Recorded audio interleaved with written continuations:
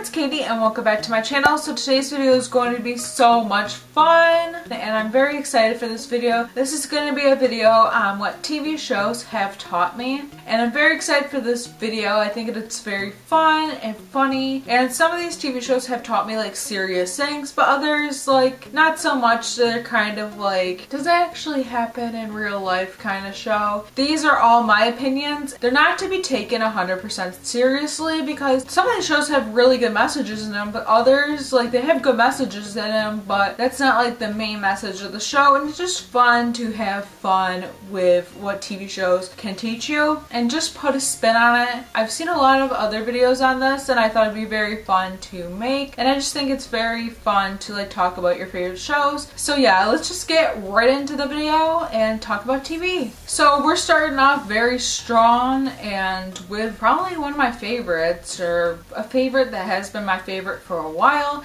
and this is Pretty Little Liars. Yes. So in all 7 seasons of Pretty Little Liars, this is what I've learned so far. That if a crazy stalker is after you and might kill you, it is okay to not tell your parents, not to tell the police, to not tell your parents, to not tell the police, to not tell anybody, and to definitely become full-on detectives all on your own and solve your own crime for many years and not tell anybody. Yes.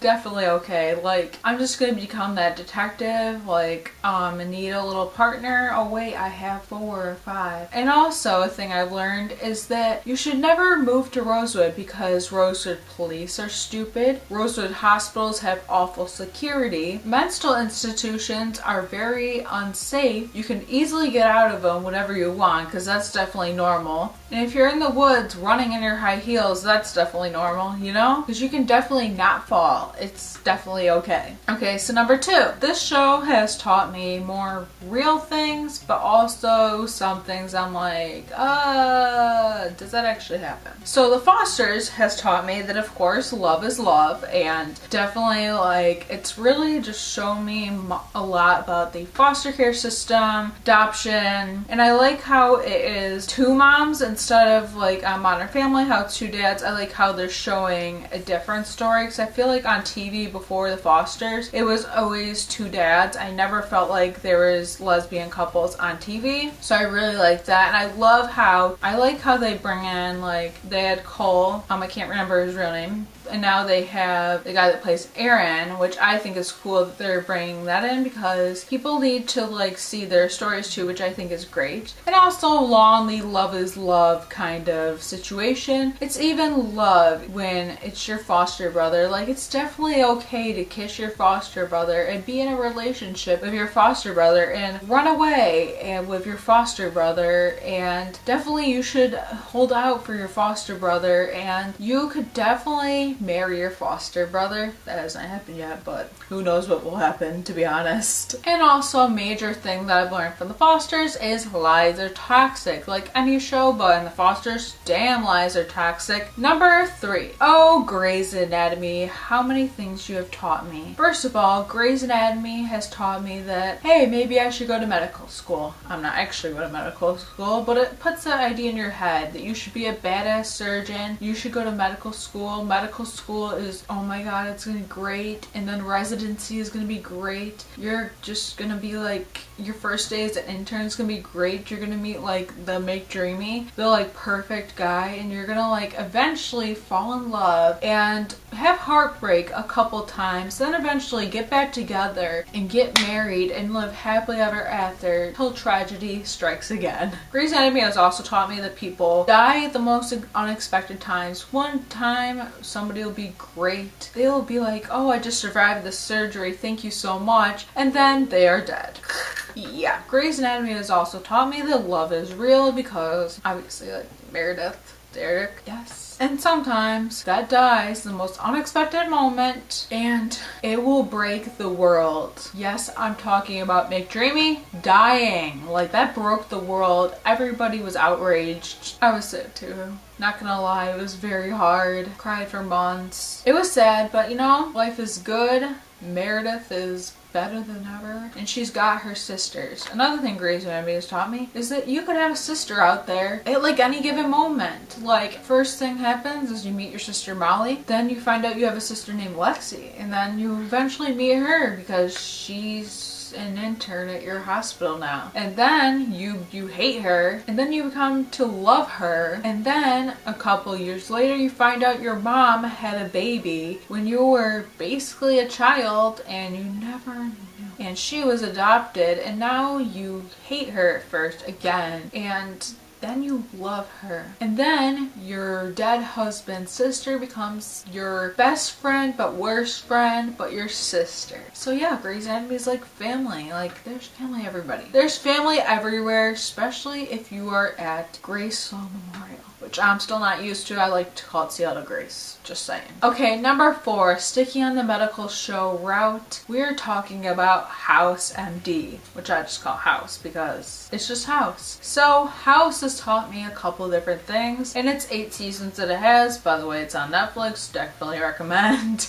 because Jesse's in it. Jesse Spencer, who I like. I love Jesse, let's just be honest. Like, Jesse is the best. Like, not even because he's Australian, just because he's a great actor. Just saying. So House has taught me a few different things. First of all, that not all doctors are the nice guy you think they are. Your doctor is probably a genius, but also an asshole. I'm sorry, I had to say that. And if you are dying, you should pick up your phone right now. I mean right now. And call House, because he will be able to solve your case. It might take a couple of days or a week, but he will be able to solve your case. You might almost die 5 times, but he will be able to solve your case and you'll be on your way. And just call Dr. House now. I believe he's located in New York, but actually in the season finale, spoiler if you haven't seen it, don't listen to me. But actually I'm pretty sure he's on the run because he's probably going to be going to jail. So yeah, I don't think he's around. But if he is, call House.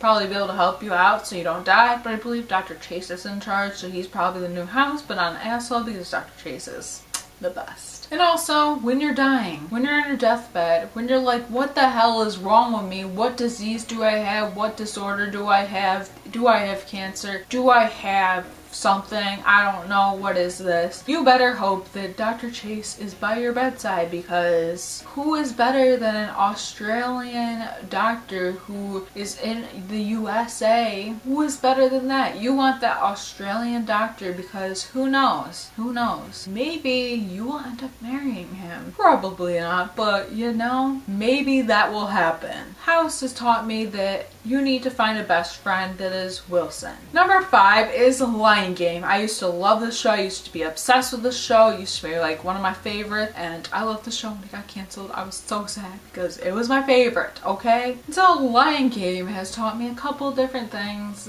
so first of all, if you have a twin and you are separated at birth, you will find each other eventually, and probably through the internet, because how other way would you find her? And also, when you meet that twin, you are definitely gonna have to switch places just so you can trick everybody. You will fool everyone when you switch places. No one will notice. Well, maybe your boyfriend will because he's been kissing you for a couple years, but nobody will really notice. Not even your parents, not even your siblings, not even your best friends. Nobody will notice, and it'll be like, oh, are you Emma or Sutton? Actually, and nobody will guess that you're Emma because they will think you are Sutton. Number 6 is Friends. Yay, Friends. So Friends has taught me that you will fall in love. Whether if that's your friend who you will eventually get together with, but nobody will know because you keep it a secret, then one of your friends will find out, and then your brother will see you and he will want to kill him. And you'll also have like the coolest spot at a coffee shop, and the barista guy will definitely be very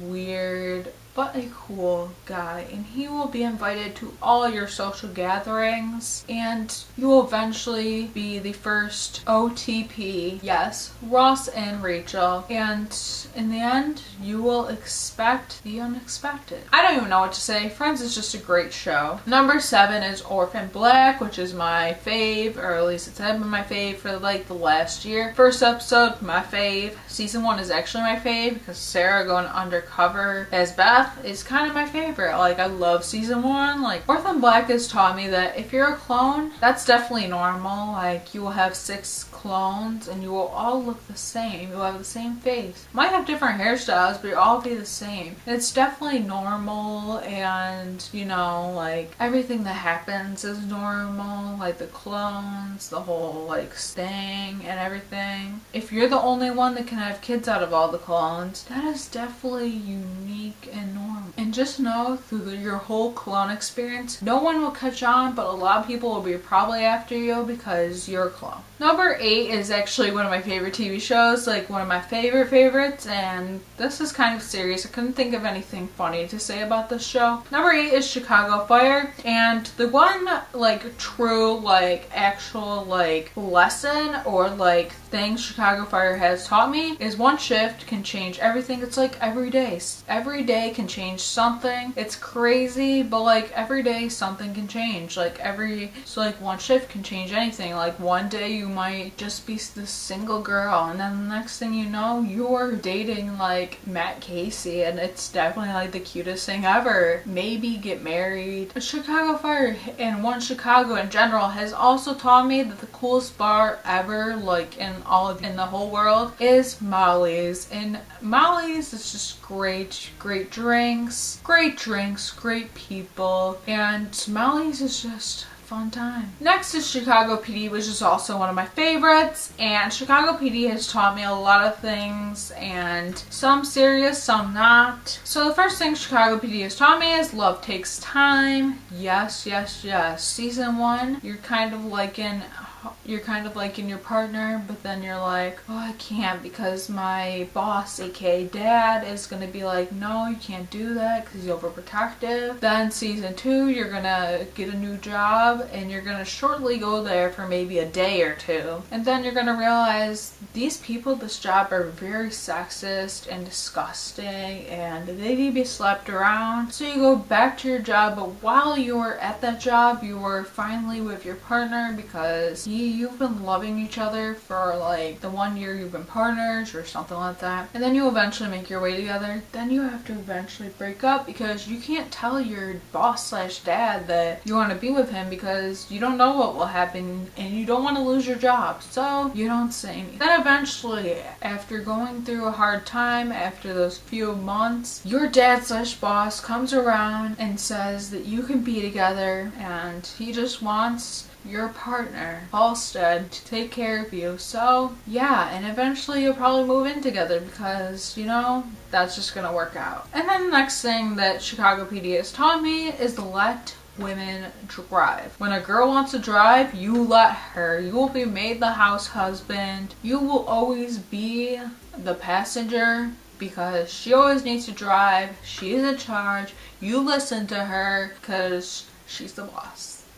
Yes. Women are bosses, just saying. And also, like, you need a house husband because it's definitely a funny thing and it's adorable in my opinion, like Halstead house husband. Adorable. And of course, the last thing is you need somebody to lie for you. So you need somebody to tell your lies. That's probably your boss dad, but you know, tell him all your lies, he'll lie for you, it'll all be okay. And you know, at your job, you can definitely get away with a lot of things, you know, just rough up a perp, all okay, it's all gonna work out. But in all seriousness, Chicago PD is a great show. Like, finally, number 10, which is another one of my favorites, and this is Chicago Med. Now, Chicago Med is the coolest hospital ever. Like, Chicago Med is like the best. You will have great nurses, you will have great doctors, you will just have a great staff there. People are the best ER ever, and you can expect anything to happen because it's Chicago Med, and you know, just the best workplace, and you know, you will expect the unexpected. You know, one day this doctor comes in and he's the new guy, and you're like, what the hell, this is my ER, but no, he's taken over in a little bit of a way. And you know, one day a girl you've been crushing on, you will be together because that's gonna happen. But then before you get together, this guy comes in and he's like, one of her old friends and her dead husband's old friends. So he's trying to take your place and you're like, where do I go? What just happened? And even if you think you're gonna lose your job, you probably won't, because you know, surprises happen and you'll be surprised. And then just when you think that things are gonna be okay, someone dies, someone gets injured, and then you're like, what's gonna happen next? What's gonna happen? What's gonna happen? What's gonna happen? And just know you want Dr. Halstead or Dr. Oates or even Dr. Manning as your doctors, because they are the best, they are great, and yes. And Chicago Med is my favorite, even more than Grey's Anatomy, I know, but it's like it's just such a real hospital thing, and it's not so much drama. It's not like who's kissing who's sleeping with who. It's like literally like medical, you know? So I hope you enjoyed this. I hope you enjoyed my sarcastic, funny kind of side, and this is just a very fun video for me to make, just because I like making more fun, like just more fun, funny videos every once in a while. It's fun to like talk about favorite TV shows and talk what they have seriously taught you, but also like the funny things. Like you're like, I can't believe that happened, but then again, it's TV. Like the weirdest things happen, the most unrealistic things happen. You're just like, okay. And honestly, some of these shows I could make like a top 10 things of what happened. Like Pretty Liars, I could definitely make a top 10 thing of like what I've learned from that show. And if you want me to do that, definitely give this video a thumbs up and comment that down below, because I definitely will. Like I would love to make that. I just think it would be so much fun. So yeah, if you like this video, please give it a big fat thumbs up, and also subscribe down below because I post videos every week, and I would love for you to subscribe. I'll also have the button on the screen for you, and just subscribe, and also comment down below any other videos you'd like to see next, and comment down below if you want to see that Pretty Liars series, because why not? And thank you so much for watching, and I will see you in the next video. Bye!